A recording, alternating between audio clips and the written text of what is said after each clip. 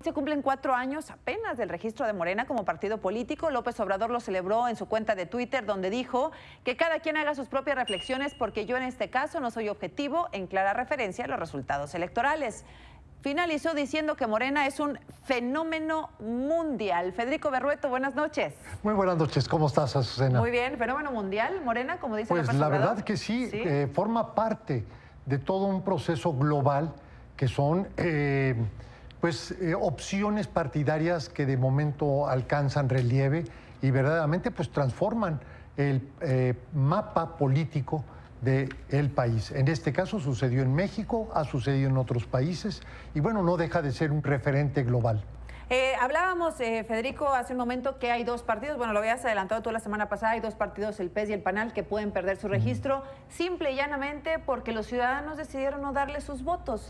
Y hoy los vemos pataleando en el tribunal y queriendo a fuerza quedarse, como decimos, con el hueso, ¿no? Pues mira, difícilmente lo van a lograr, los números no dan, las impugnaciones, no veo cómo se pueda llegar al 3% cuando verdaderamente faltan cientos de miles, si no es que millones de votos para que llegaran al nivel requerido por la ley.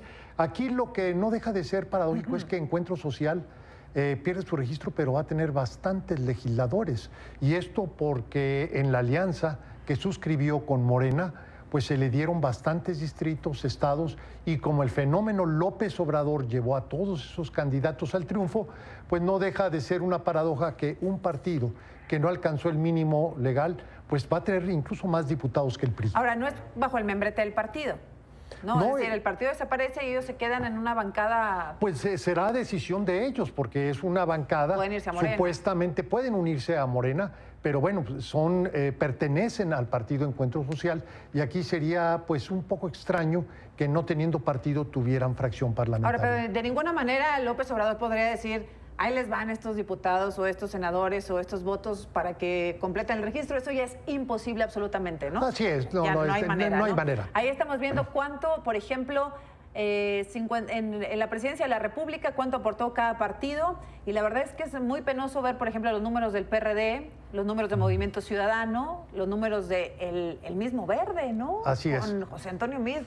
Qué extraño que el Partido Verde haya aportado tampoco a la candidatura. Fíjate que aquí algo que se ve tanto los partidos pequeños que postularon a Meade y a Ricardo Anaya es que en la elección presidencial disminuyen considerablemente su votación. De hecho, la disposición constitucional determina que es el 3% en cualquiera de las elecciones la que lleva a la pérdida de registro. Seguramente aquí el INE lo que está interpretando es que esa normatividad no aplica para los partidos que obtuvieron un registro, digamos, con cierta antigüedad, aunque es un tema bastante discutible. ¿Qué te dice, Federico, por ejemplo, me dejan el otro gráfico, por favor? El gráfico de la presidencia, porque iba ese mero. ¿Qué te dice que el 44.49% de los votos de López Obrador fueron de Morena?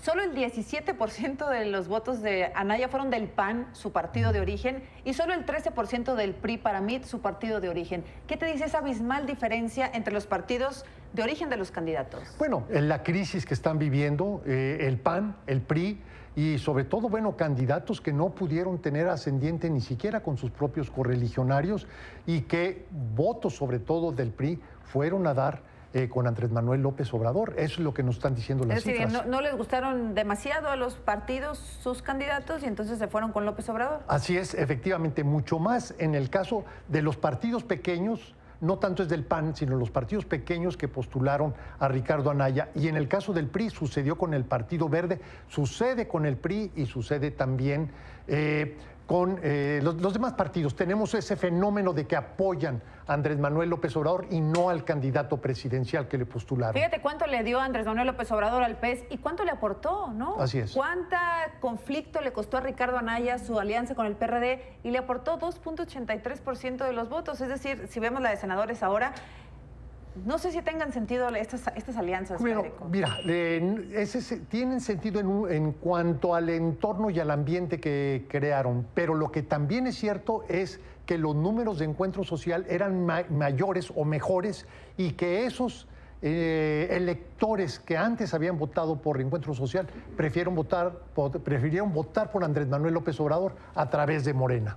Ahí vemos que el PANAL tampoco alcanzó en las senadurías el 3%, se queda con 2.3%, el P se queda con 2.32%, el PT se salva y crece, incluso el PT crece, ¿verdad? Absolutamente, el PT tiene un crecimiento que se da con mayor acento en la elección presidencial. Tú dices hoy en tu columna, ¿qué hacer con López Obrador? ¿Qué te sigue preocupando, Fede? No, mira, no es que preocupe, es que, mira, un balance de la elección de ayer, es que no tiene contrapesos institucionales, es decir, no va a haber un Congreso que le sea adverso. Los partidos de oposición están sumamente debilitados como resultado de la misma elección. A nivel de los congresos locales, Morena arrolló, está dominando a los estados desde abajo.